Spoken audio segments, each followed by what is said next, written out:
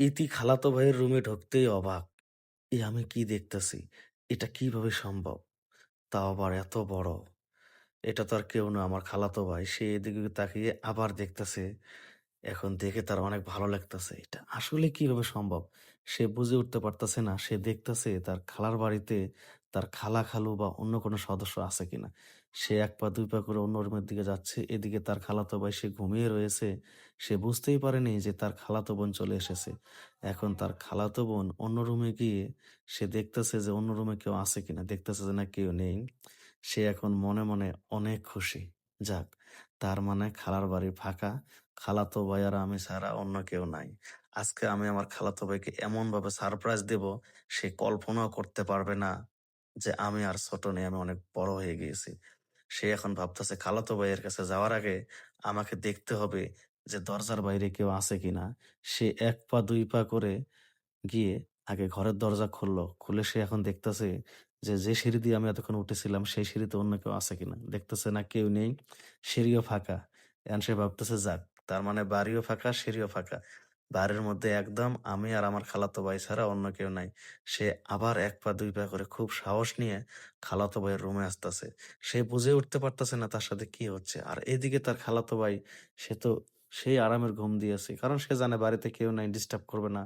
সে ইচ্ছামতো ঘুমাচ্ছে। কিন্তু এইদিকে তার খালাতো বোন এসে তাকে সারপ্রাইজ দেওয়ার জন্য ছটফট করতেছে।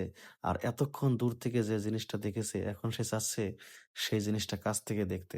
কারণ বান্ধবীদের কাছ থেকে অনেক শুনেছে যে এরকম জিনিস নাকি অনেক ভালো হয়। কিন্তু সে কি করবে বুঝে উঠতে পারতেছে না। খালাতো ভাইকে ধরবে না ধরবে সে এটাই কল্পনা-জল্পনা করতেছে। কিন্তু তার মনও চাচ্ছে যে একবার ছুঁয়ে দেখি। অনেক সাহস করে খালাতো ভাইকে ধরবে, কিন্তু পারল না। কিন্তু তার মন তো মানতেছে না, সে ধরবেই।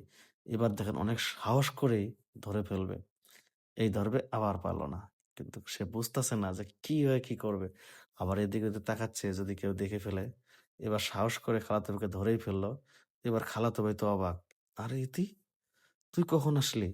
তখন সে বলছে, "আমি আসার অনেকক্ষণ হলাম। আমি এসে দেখি তুমি যেভাবে শুয়ে রয়েছো, তোমাকে দেখে তো আমার অনেক ভালো লেগেছে। আজকে আমি তোমাকে সারপ্রাইজ দেবো এইজন্য ডাকিনি।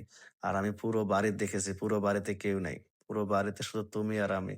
খালা খালু কেউ নেই, বুঝছো? আজকে তোমাকে আমি এমন সুখ দেবো, এমন ভালোবাসা দেবো তুমি কল্পনা করতে পারো না।" তখন তার খালাতো ভাই বলতেছে, "শোন, তুই যে আমার রুমে ঢুকেছিস ভালো কথা, কেউ দেখেছে?" তখন সে বলতেছে, "আরে দেখবে কেমনে? আমি তো তোমাকে বললাম কেউ নাই।" এই কথা বলে যখন খালাতো ভাইকে আবার জড়িয়ে ধরতে গেছে, তখন খালাতো ভাই বলছে, "শোন, এখন কেউ দেখলো না ভালো কথা। কিন্তু একটু পরে যখন বাবা-মা চলে আসবে বা কাজের বুয়া যখন চলে আসবে, তখন মান-সম্মান কি থাকবে? হ্যাঁ? শোন, আমি ভালো করেই জানি কিছুদিনকার মধ্যে তোর বিয়ে ঠিক। তোর বিয়ের আগে যদি এই জিনিসগুলো জানাজানি হয়, তাহলে তোর বিয়ে হবে? থাকবে না তোর বাবা-মার মান-সম্মান, থাকবে না আমার বাবা-মার মান-সম্মান, থাকবে না আমার মান-সম্মান। সুতরাং তুই আমার রুম থেকে বেরিয়ে যা, যা।" তখন তাকে রুম থেকে দেখেন বের করে দিচ্ছে।